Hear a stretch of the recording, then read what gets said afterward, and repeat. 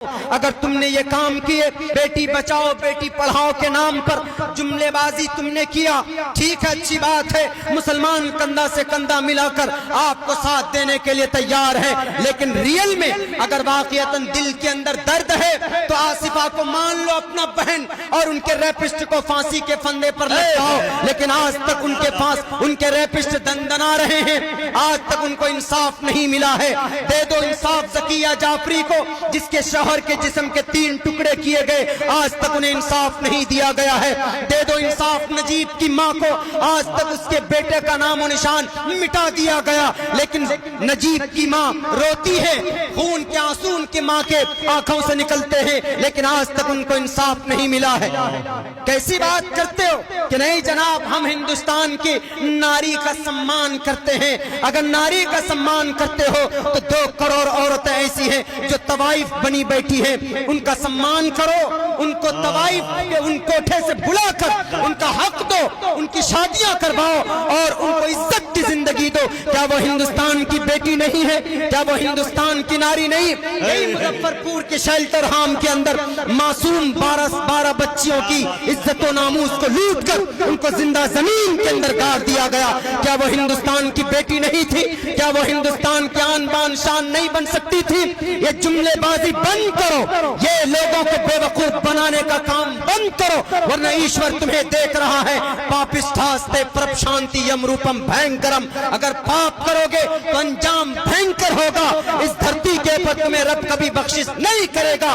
ذرا ڈرو ان مظلوموں سے اور یاد کرو اس وقت کو جب ان کی نکلنے والی زبان سے آسمان پر جاتی ہے تو ایشور کے دربار میں ان کے دروازے کو کھول کر وہاں سے فیصلے لے کر آتی ہے۔ اس لیے وقت ہے، موقع ہے، سدھر جاؤ۔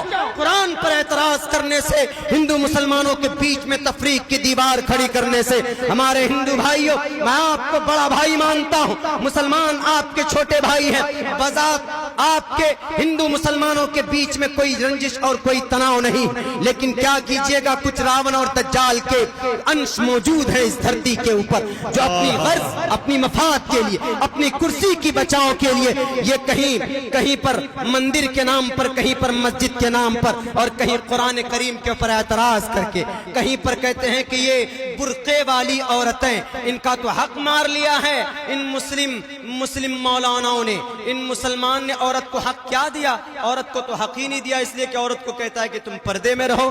قرآن کریم نے کہا قل للمؤمنات یغضضن من ابصارہن ویحفظن فروجہن ولا یبدین زینتہن۔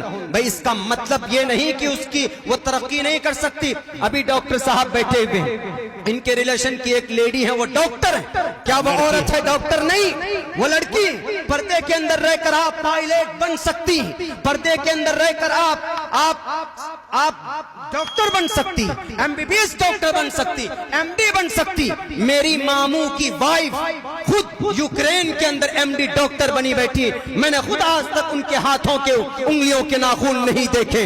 تم یہ کون سی تم نے وبا اور ہوا پھیلانے کی کوشش کی ہے کہ مسلم بہنوں تمہارا حق نہیں دیا جا رہا ہے اسلام کے اندر، اس لیے کہ تمہیں سر سے پیر تک ڈھانپ دیا۔ ارے سر سے پیر تک ڈھانپنے کا مقصد ان کا صرف ان کی پروٹیکشن ہے کہ ان کی حفاظت ہو، ان کی عزت کی حفاظت ہو، ان کی طرف شیطانی نگاہیں نہ اٹھے، یہ مقصد ہے اس کا، قرآن کا، اسلام کا۔ قرآن تو زنا سے بچنے کا راستہ بتاتا ہے، تم تو زانی ہو، تم تو زنا کرتے ہو، مائک پر تو بولتے ہو بیٹی بچاؤ بیٹی پڑھاؤ، لیکن اندر ہی اندر ان معصوم بچوں کی عزت و آبرو کے ساتھ تم کھلواڑ کرتے ہو اور الٹے تم قرآن کریم کے اوپر الیگیشن سے لگاتے ہو۔ ہمارے ہندوستان کے ہندو بھائیوں اور میرے مسلم بھائیوں، آپ کے پاس جو قرآن ہے، آپ کے پاس جو شریعت ہے، واقعتاً میں ایک طالب علم کی حیثیت سے کہہ رہا ہوں، دنیا کی کوئی کتاب ایسی نہیں ہے جو میری نظروں سے نہ گزری ہو، دنیا کے اندر کوئی دھرم ایسا نہیں ہے جس کے بنیادی کانسیپٹ کو میں نے پڑھا نہ ہو۔ میں پریکٹیکلی آپ کو بتا رہا ہوں، اسلامک شریعت جو قرآن ہے، قرآن کریم کے اندر جو تمام برائیوں کا علاج اپنے اندر رکھتا ہے، یہ قرآن ساری برائیوں کا علاج ہے۔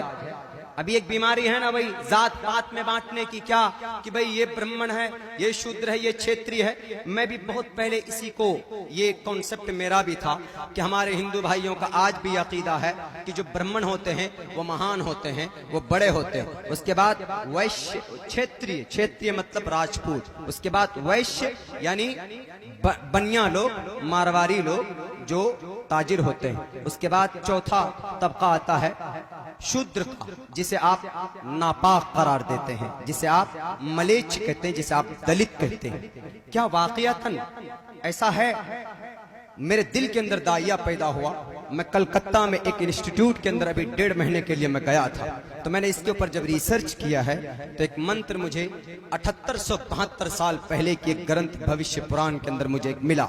मैंने जब उसको पढ़ा, उसके अंदर लिखा हुआ था कि शूद्रो ब्रह्मणतामिति ब्रह्मणश्चेति शूद्रताम क्षेत्रीय जाति वित्रत्वम विघाद्विष्यम तथेच्छचा स एक एवात्रपति पर जानाम कथम पुनर्जाति कीर्त पर भेदा।